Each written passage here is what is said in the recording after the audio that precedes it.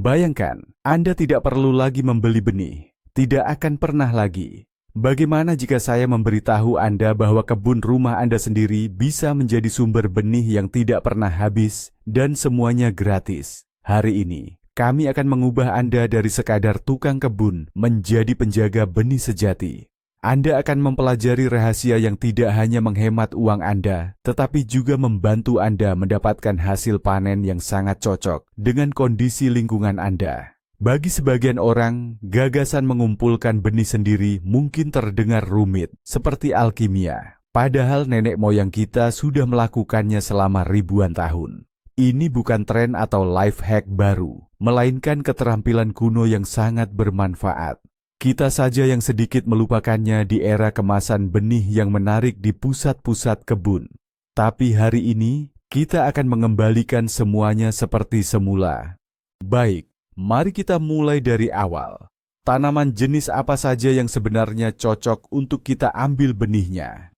Nah, disinilah letak jebakan pertama dan paling penting bagi para pekebun pemula. Tidak semua benih yang Anda tanam akan menghasilkan keturunan yang sama bagusnya. Kunci rahasianya ada pada dua kata, varietas atau hibrida. Anda pasti pernah melihat huruf F dan angka 1 yang misterius pada kemasan benih, bukan? Itulah benih hibrida. Benih hibrida ini diciptakan dengan menyilangkan dua varietas berbeda yang memiliki sifat-sifat unggul. Contohnya, mereka menyilangkan tomat yang sangat lezat tapi rentan penyakit dengan tomat yang rasanya biasa saja tapi super tahan banting. Anak hasil persilangan ini, yaitu hibrida F1, akan menghasilkan tanaman yang lezat dan kuat. Ideal sekali, bukan? Namun ada satu hal yang perlu diingat, genetika itu rumit. Benih yang Anda kumpulkan dari tanaman hibrida F1 yang ideal ini tidak akan mewarisi semua kualitas induknya. Keturunan mereka, atau hasil panen tahun berikutnya, bisa saja kembali ke sifat salah satu kakek atau neneknya. Dan seringkali, ini seperti lotre yang tiketnya sudah pasti kalah. Nah, tanaman varietas murni, itu cerita yang sama sekali berbeda. Ini adalah varietas-varietas yang secara stabil mewariskan semua sifatnya dari generasi ke generasi. Inilah target utama kita. Jadi, aturan pertama, jika Anda melihat label F1, nikmati saja semua hasil panennya. Tapi kalau di kemasan hanya ada nama varietas, itu baru sempurna. Tomat, cabai, mentimun, kacang polong, atau bunga marigold jenis ini adalah kandidat ideal kita untuk diambil benihnya.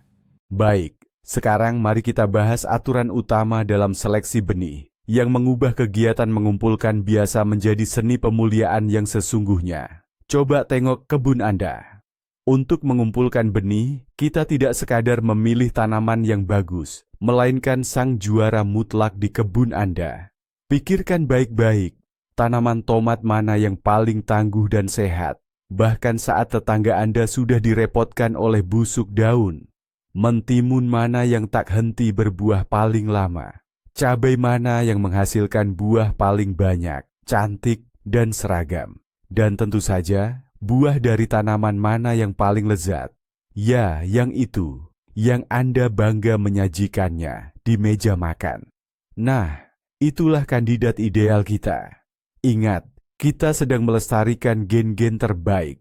Seolah kita berkata pada tanaman itu, "Kamu hebat, beri aku keturunan yang sama kuat dan lezatnya." Jadi sekarang juga, tanpa menunda, temukan sang juara ini dan tandai dia. Ikatlah pita atau tali berwarna cerah di cabangnya. Dari buah yang sudah ditandai inilah, kita akan menciptakan keajaiban panen di masa depan. Jangan ambil benih dari tanaman yang sakit, lemah, atau yang tidak menunjukkan karakteristik varietasnya, meskipun godaannya besar. Ini adalah kunci utama untuk kesehatan dan kelimpahan panen Anda di masa mendatang. Langkah selanjutnya adalah kesabaran. Kita perlu menunggu hingga buah matang sempurna. Dan di sini, yang saya maksud bukan sekadar kematangan teknis, seperti saat tomat sudah merah dan siap dimakan. Kita membutuhkan kematangan biologis, yaitu saat biji di dalamnya sudah terbentuk sempurna, memiliki kekuatan penuh, dan siap untuk memulai kehidupan baru. Secara praktis, ini berarti buah yang ditujukan untuk diambil bijinya tidak hanya harus matang, tetapi bahkan sedikit terlalu matang saat masih menempel pada tanamannya. Tomat, misalnya, harus menjadi sangat lunak. Paprika harus mencapai warna terakhirnya yang paling pekat dan intens. Sementara itu, mentimun yang akan diambil bijinya sama sekali tidak boleh berwarna hijau. Kita harus membiarkannya tetap menggantung di sulurnya hingga menjadi sangat besar, menguning, atau bahkan berubah menjadi cokelat. Kacang polong dan buncis juga harus mengering di dalam polongnya, sampai teksturnya seperti perkamen. Hanya dalam kondisi matang sempurna seperti inilah, biji-bijian akan mendapatkan cadangan nutrisi dan energi yang maksimal untuk pertumbuhan di masa depan. Ini seperti saat kita akan mengirim anak ke sekolah. Kita perlu memastikan dia sudah cukup besar dan kuat. Begitu juga di sini, biarkan biji-bijian menyelesaikan studinya pada tanaman induknya. Untuk permulaan, kita akan bahas yang paling simpel, yang bahkan pemula pun bisa langsung coba. Yang dimaksud di sini adalah biji-biji kering. Grup ini mencakup semua jenis kacang-kacangan favorit kita, mulai dari kacang polong, kacang merah, lentil, hingga berbagai jenis kacang lainnya. Prosesnya sangat simpel. Alam sudah melakukan hampir semua pekerjaan untuk kita. Tugas kita hanyalah tidak mengganggu. Biarkan beberapa polong terbaik tetap di tanaman. Jangan petik saat masih hijau. Tunggulah sampai polongnya kering sempurna. Warnanya akan berubah dari hijau menjadi kuning atau coklat, akan mengeras dan berdesir di tiup angin, seperti daun-daun kering di musim gugur. Saat Anda memegang polong seperti itu, rasanya akan seperti perkamen kering. Itu tandanya sudah siap. Petiklah polong-polong ini dengan hati-hati dan bawa pulang. Selanjutnya seperti masa kecil dulu, cukup keluarkan biji-biji kering dan keras dari dalamnya. Sebarkan biji-biji itu di atas kertas dalam satu lapisan dan biarkan selama beberapa hari lagi di tempat yang kering. Ini untuk memastikan tidak ada lagi sisa kelembapan yang tersisa. Selesai. Biji-biji kacang-kacangan ideal Anda siap disimpan. Tidak ada yang lebih mudah dari ini. Mengumpulkan biji dari tanaman herba beraroma seperti dil, ketumbar, adas, atau jintan sebenarnya jauh lebih mudah. Anda bahkan tidak perlu mengupas apapun. Anda pasti pernah memperhatikan bagaimana tanaman dil setelah berbunga akan membentuk malai bunga kehijauan yang indah, berisi biji. Tugas kita adalah menunggu hingga malai bunga tersebut berubah warna sepenuhnya. Mereka harus menjadi coklat, kering, dan rapuh. Ini adalah tanda pasti bahwa biji-biji tersebut sudah matang. Jangan terburu-buru, jangan memotongnya saat masih hijau, karena biji-biji itu tidak akan tumbuh dengan baik. Ketika malai bunga sudah mencapai kondisi yang diinginkan, potonglah dengan hati-hati menggunakan gunting pangkas, beserta sebagian batangnya.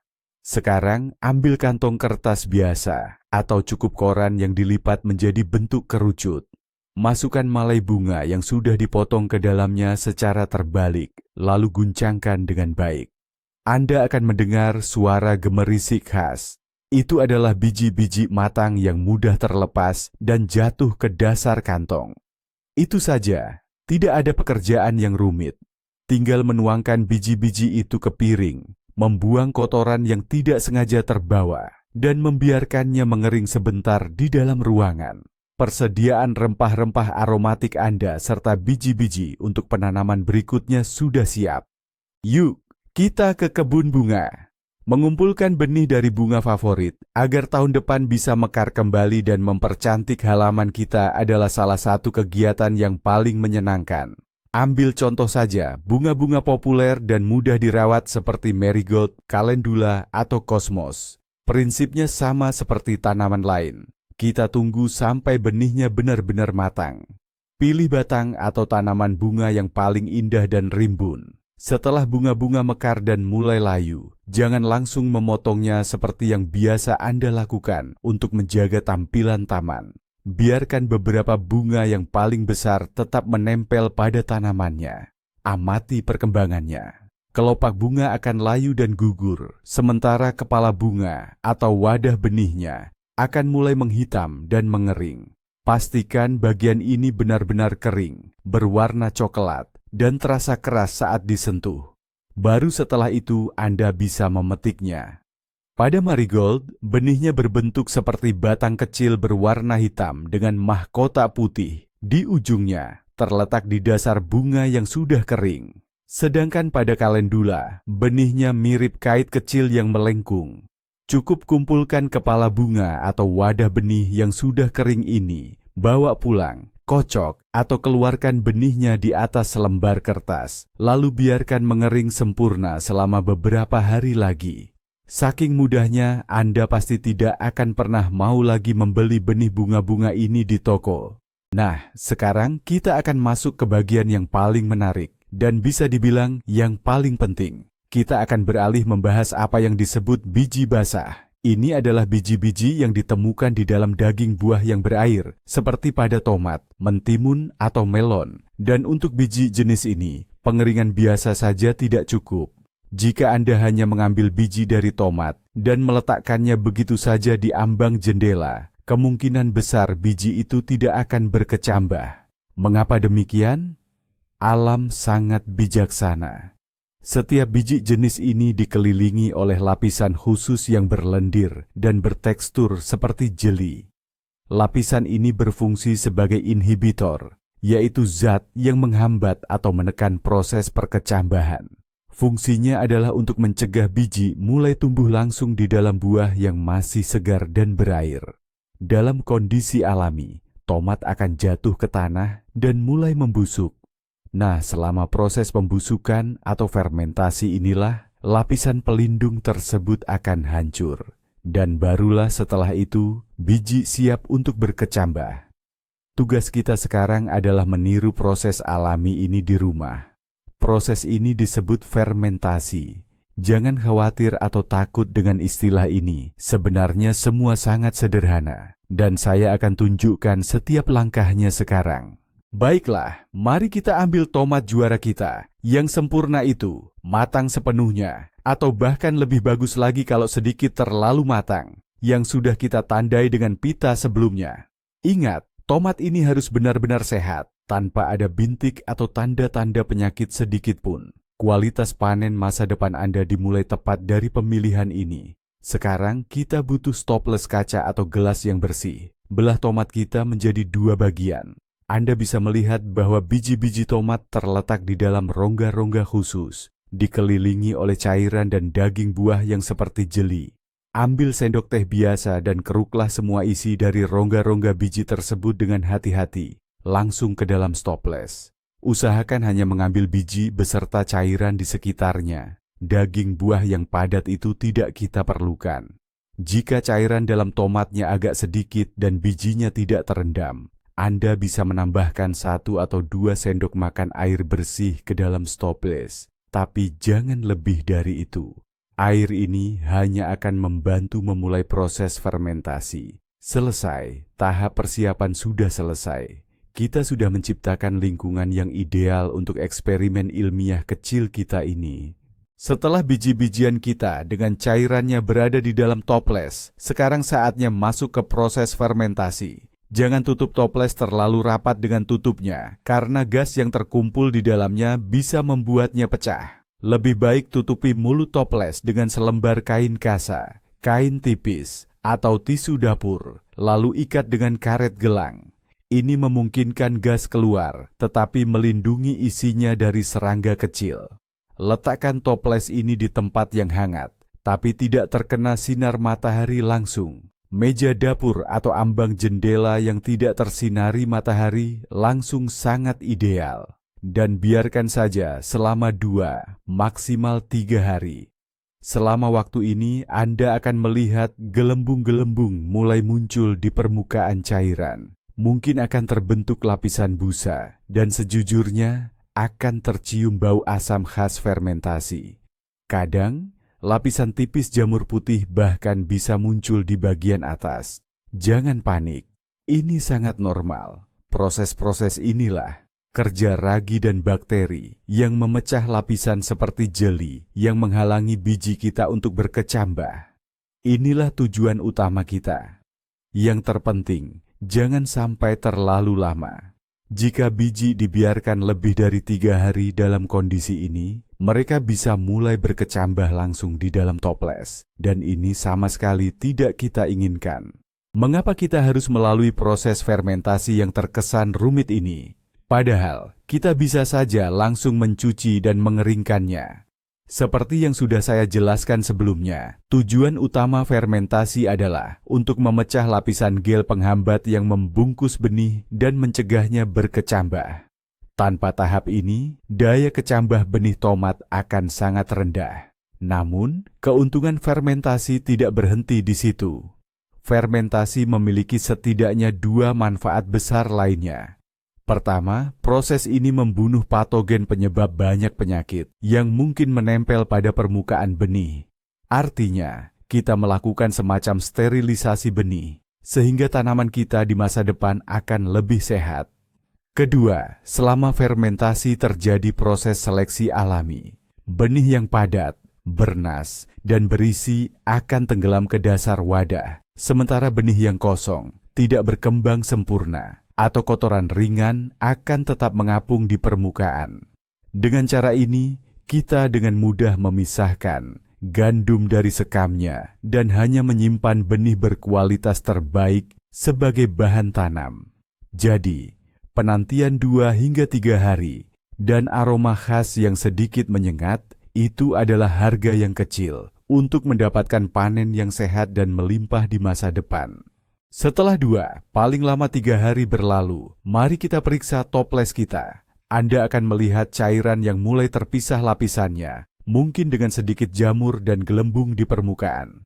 Ini menandakan bahwa proses fermentasi telah berhasil, dan sekarang saatnya untuk membilas. Isi toples dengan air bersih bersuhu ruangan sampai hampir penuh. Sekarang ambil sendok dan aduk rata semuanya. Biarkan isinya mengendap selama sekitar setengah menit.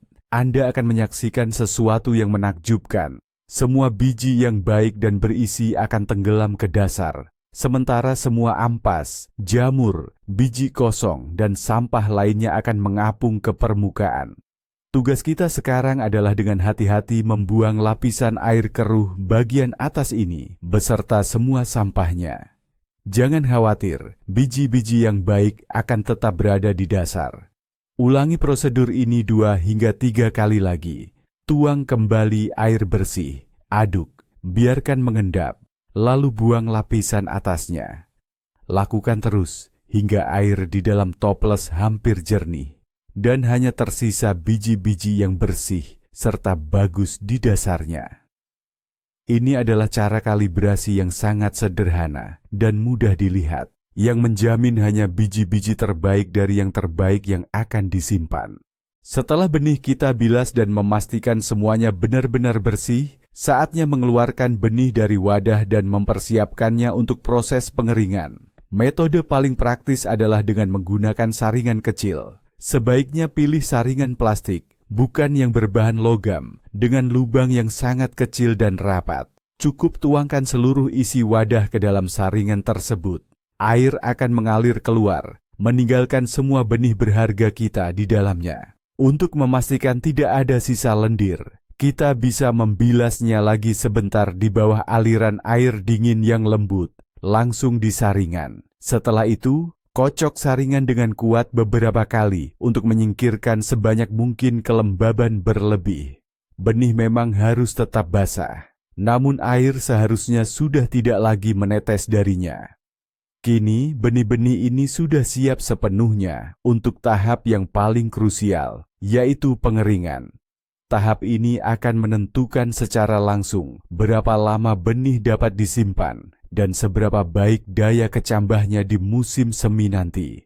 Penting, jangan biarkan benih terlalu lama di dalam saringan. Jika tidak, mereka bisa menggumpal menjadi satu massa yang sulit dipisahkan. Segera setelah itu, kita langsung lanjut ke langkah berikutnya.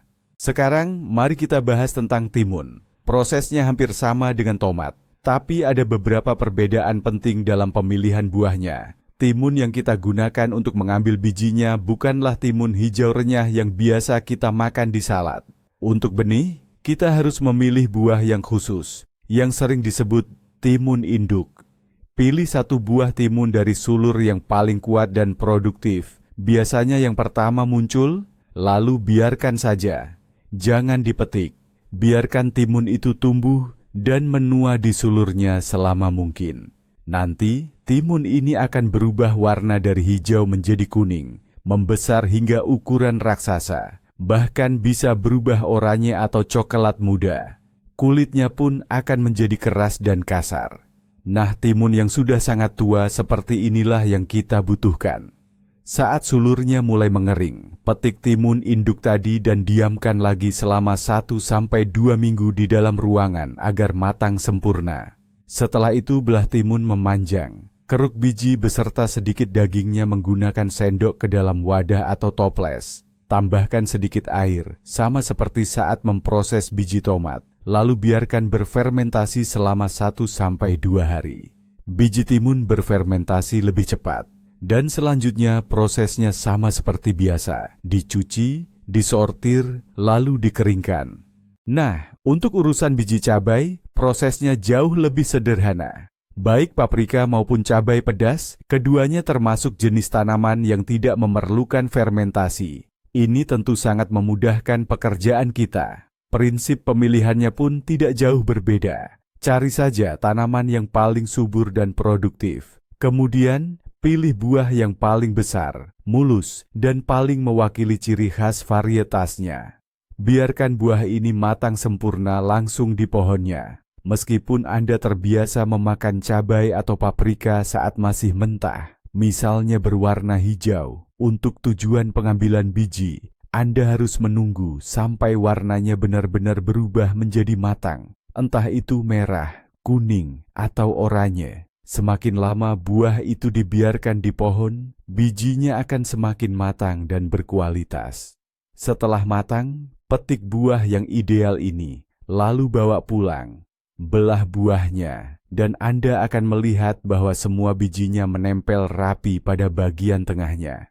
Cukup gunakan jari atau pisau untuk memisahkan biji-biji itu dari inti buah dengan hati-hati. Lalu taburkan di piring kertas atau kertas perkamen. Ratakan biji-biji tersebut dalam satu lapisan tipis agar tidak menumpuk, kemudian biarkan mengering. Tanpa air, tanpa proses fermentasi, semuanya sangat mudah dan cepat. Sama halnya, tanpa fermentasi sama sekali. Kita juga melakukan hal yang sama pada biji labu-labuan seperti zucchini, labu scallop, dan labu parang. Tanaman-tanaman ini termasuk dalam satu famili dan prinsip pengolahannya identik. Seperti halnya mentimun, untuk mendapatkan biji berkualitas, kita membutuhkan buah yang benar-benar matang sempurna. Pilih 1 atau 2 buah terbesar, paling indah dan berbentuk sempurna dari tanaman yang paling kuat. Lalu biarkan tetap di tanaman untuk matang. Jangan panen saat masih muda. Tunggulah sampai tangkai buahnya atau ekornya menjadi kering dan keras seperti kayu, dan kulit buah itu sendiri mengeras sampai sulit ditembus dengan kuku. Setelah dipanen, jangan terburu-buru langsung mengeluarkan bijinya. Biarkan labu atau zucchini tersebut berbaring di tempat yang hangat dan kering selama 2 minggu hingga 1 bulan. Proses ini disebut pematangan lanjutan atau curing. Selama waktu ini, biji di dalam buah akan matang sempurna dan mengumpulkan nutrisi maksimal. Kemudian, belah buahnya, gunakan sendok besar untuk mengeluarkan seluruh rongga biji beserta serat dan bijinya. Pisahkan biji dari serat dan daging buah. Bilas bersih dengan air menggunakan saringan, lalu sebarkan untuk dikeringkan. Tahap krusial yang menentukan nasib semua benih kita, baik itu benih kacang polong kering maupun benih tomat yang sudah dicuci, adalah proses pengeringan yang tepat. Ada satu aturan emas yang tidak boleh dilanggar. Jangan pernah mengeringkan benih di bawah sinar matahari langsung, di atas radiator panas, atau di dalam oven. Suhu tinggi akan membunuh embrio di dalam benih, dan akibatnya benih akan kehilangan daya kecambahnya. Pengeringan harus dilakukan secara alami, perlahan dan merata. Sebarkan benih yang sudah disiapkan dalam satu lapisan tipis di atas permukaan yang tidak menyerap cairan. Piring kertas, kertas perkamen untuk memanggang, selembar karton, atau bahkan piring keramik biasa sangat cocok digunakan. Jangan gunakan koran karena tinta cetaknya bisa beracun dan benih yang lembab bisa menempel padanya. Susun benih agar tidak saling bersentuhan. Tempatkan benih di lokasi yang kering, hangat, berventilasi baik, dan terlindung dari sinar matahari langsung. Misalnya, di atas lemari dapur atau rak di kamar. Dan pastikan untuk mengaduk atau membalik benih dengan jari Anda beberapa kali sehari. Ini penting agar benih tidak saling menempel dan kering merata dari semua sisi. Bagaimana kita bisa tahu bahwa biji sudah cukup kering dan siap untuk penyimpanan jangka panjang? Biji yang belum kering sempurna mudah berjamur dan membusuk, membuat semua kerja keras kita sia-sia. Ada tes yang sangat sederhana dan terpercaya untuk mengetahuinya. Proses pengeringan biji umumnya memakan waktu beberapa hari hingga seminggu, tergantung kelembaban ruangan dan ukuran bijinya. Saat biji terasa kering di tangan, inilah saatnya untuk melakukan pengecekan. Ambil salah satu biji yang paling besar dan coba tekuk. Jika biji terasa lentur dan mudah ditekuk, itu artinya masih ada kelembaban di dalamnya dan perlu dikeringkan lebih lama lagi. Namun, jika saat mencoba menekuknya, biji tersebut patah menjadi dua dengan bunyi krek atau klik yang kering, selamat. Biji Anda sudah mencapai kondisi sempurna. Mereka sudah kering sepenuhnya dan siap untuk dikemas serta disimpan jangka panjang. Tes sederhana ini berhasil untuk sebagian besar jenis biji, seperti biji tomat, mentimun, dan cabai. Periksa beberapa biji dari kelompok yang sama. Jika semuanya patah dan tidak lentur, Anda bisa dengan yakin melanjutkan ke tahap selanjutnya. Setelah benih kita kering sempurna, saatnya mengemasnya dengan tepat. Wadah terbaik untuk menyimpan benih adalah yang memungkinkan benih bernapas. Pilihan idealnya, yang bahkan sudah digunakan nenek-nenek kita dulu, adalah amplop atau kantong kertas kecil buatan sendiri. Anda bisa dengan mudah membuatnya dari selembar kertas apa saja. Kantong zip kertas kecil, yang kadang digunakan untuk mengemas barang-barang kecil, juga sangat cocok. Mengapa harus kertas? Kertas memungkinkan benih bernapas dan menyerap sisa kelembapan tak terduga, jika mungkin ada yang kurang kering. Kantong zip plastik juga bisa digunakan, tetapi hanya jika Anda 100% yakin bahwa benih benar-benar kering sempurna. Dalam plastik yang tertutup rapat, bahkan setetes kelembapan berlebih dapat menyebabkan tumbuhnya jamur dan merusak seluruh persediaan benih Anda. Jadi, jika ragu, pilihlah kertas. Ini adalah cara paling andal dan aman untuk menjaga benih demi panen Anda di masa depan. Masukkan benih ke dalam kantong yang sudah disiapkan dan tutup rapat. Yang paling penting, dan ini akan saya tekankan terus-menerus, beri label pada setiap bungkus. Percayalah, saat ini Anda mungkin merasa akan ingat persis mana benih tomat merah manis itu, mana pula benih labu bergaris. Namun, setelah beberapa bulan berlalu, saat musim tanam tiba, di depan Anda akan terhampar belasan bungkus tanpa nama yang semuanya terlihat sama. Anda akan pusing mencoba mengingat apa saja isinya. Ini adalah salah satu kesalahan paling umum. Oleh karena itu, begitu Anda selesai mengemas benih, segera ambil pena dan tulis semua informasi penting di bungkusnya. Pastikan Anda menulis jenis tanamannya, misalnya tomat. Lalu nama varietasnya, jika Anda tahu, misalnya jantung sapi. Dan yang terpenting, tulis tahun panennya. Contoh, 2024. Mengapa tahun panen itu penting? Karena benih dari berbagai jenis tanaman memiliki masa simpan yang berbeda. Dengan mengetahui tahun panen, Anda akan selalu tahu benih mana yang harus ditanam duluan dan benih mana yang masih bisa disimpan lebih lama. Kebiasaan sederhana ini akan menghemat banyak waktu dan tenaga Anda di masa depan. Bagaimana kita menyimpan benih-benih berharga ini agar tetap dalam kondisi terbaik sampai tiba waktunya ditanam? Benih punya 3 musuh utama: panas, cahaya, dan kelembapan. Jadi, tempat penyimpanan yang ideal itu harus gelap, kering, dan sejuk. Perubahan suhu yang drastis juga sangat merusak benih. Nah, tempat mana saja di rumah yang cocok dengan kriteria ini? Contohnya, rak paling bawah di pintu kulkas. Di sana suhunya stabil dan sejuk, juga gelap. Tapi, pastikan kemasan kertas benih Anda ada di dalam kotak tambahan atau wadah tertutup ya, untuk melindunginya dari embun atau kondensasi yang tidak disengaja. Selain itu, gudang bawah tanah yang kering atau ruang penyimpanan yang sejuk juga bagus, di mana suhunya relatif stabil. Kalau tidak ada pilihan di atas, benih bisa juga disimpan di suhu kamar. Tapi, pilih tempat paling sejuk di rumah, jauh dari sumber panas seperti radiator atau pemanas. Misalnya, di laci lemari di lorong atau di dalam lemari pakaian di lantai. Kumpulkan semua kemasan benih yang sudah Anda beri label ke dalam satu kotak kardus atau toples bertutup. Ini akan melindunginya dari cahaya dan mencegahnya tercecer atau hilang.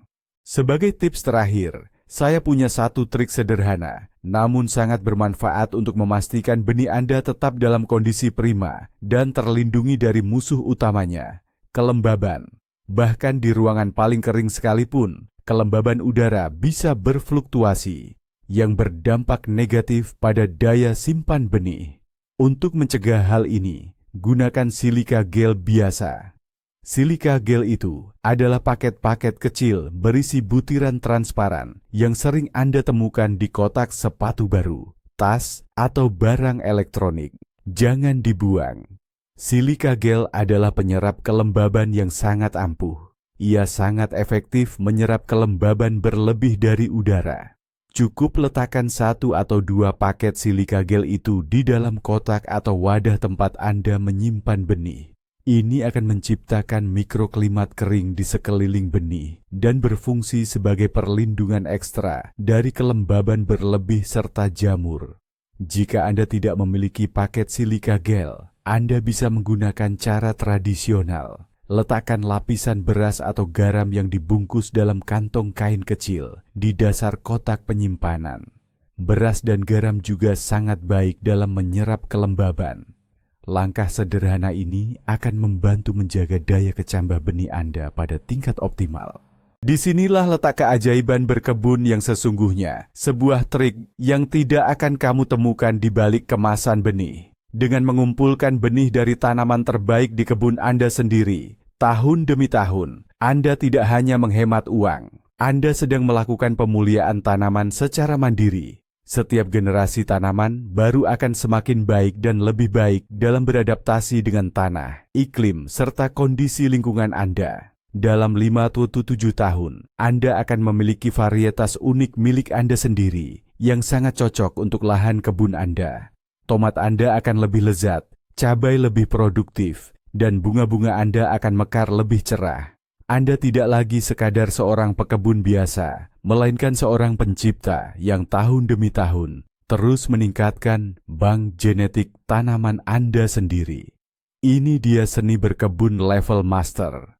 Jadi, sekarang Anda tahu bahwa jalan menuju kemandirian berkebun dan tanaman unik yang teradaptasi dengan baik terletak pada sebuah toples fermentasi sederhana dan amplop kertas. Ini tidak sulit, sangat menyenangkan, dan luar biasa menguntungkan.